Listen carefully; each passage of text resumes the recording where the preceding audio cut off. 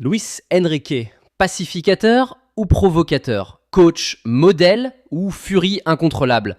Ce qui ressemblait à une simple échauffourée de fin de match pourrait bien se transformer en une sanction historique. La FIFA est en embuscade et attention, il ne s'agit pas d'une amende symbolique. On parle d'interdiction de rester chez lui sans pouvoir entraîner.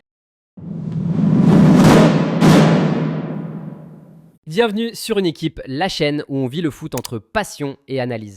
Un regard au cœur du PSG. Si tu aimes les débats, les polémiques et le ballon rond vécu à 300%, abonne-toi et active la cloche. C'est ici que ça se passe. Fin de match entre Chelsea et le PSG. Tension, frustration et soudain une bagarre éclate. Joao Pedro, jeune talent de Chelsea, intervient pour calmer une discussion tendue entre Hakimi et André Santos.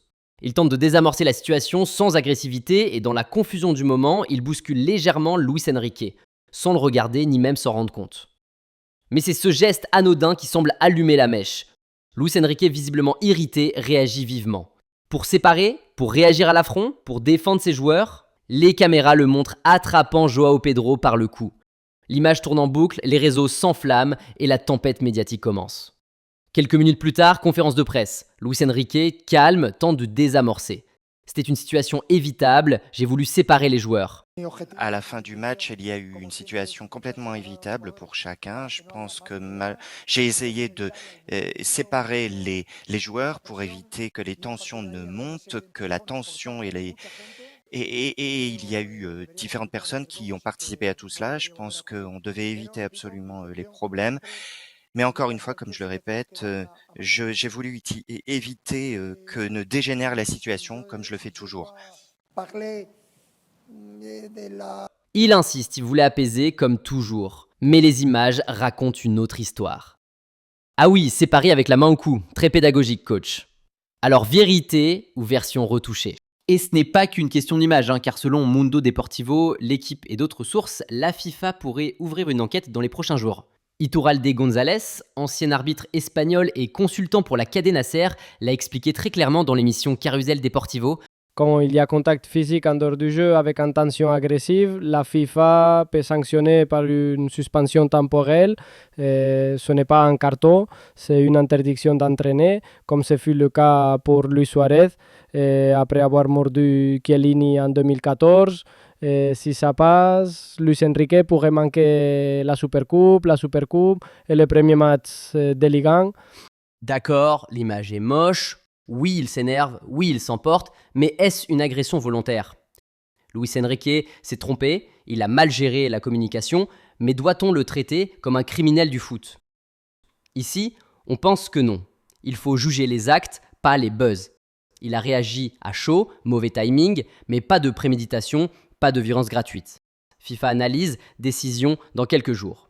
Si la sanction tombe, Luis Enrique pourrait manquer le début de saison, un coup dur symbolique, même pour une équipe qui sort de la meilleure saison de son histoire. Ligue 1, Coupe de France, Champions League, un triplé historique, même si la finale de la Coupe du Monde des clubs a échappé au PSG.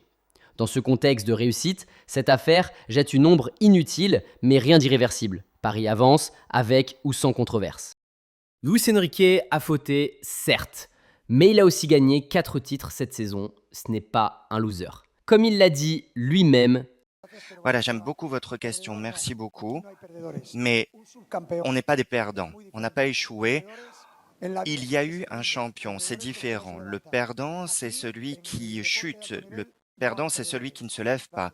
Ici, il n'y a pas de perdant. Merci. Mais sinon, rien. Voilà, c'est très bien de savoir.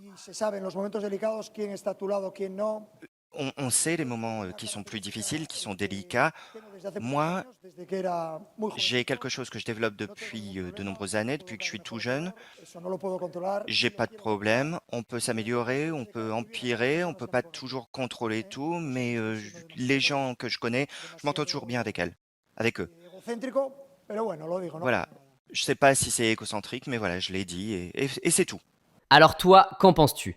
Luis Enrique mérite-t-il une sanction? A-t-il franchi la ligne? Ou est-ce qu'on en fait trop? Dis-nous en commentaire, mets un like si tu as kiffé cette vidéo et abonne-toi pour suivre l'actualité PSG, Ligue 1, Champions avec passion et recul. Ici c'est Une Équipe, Et le foot, on le vit à fleur de peau.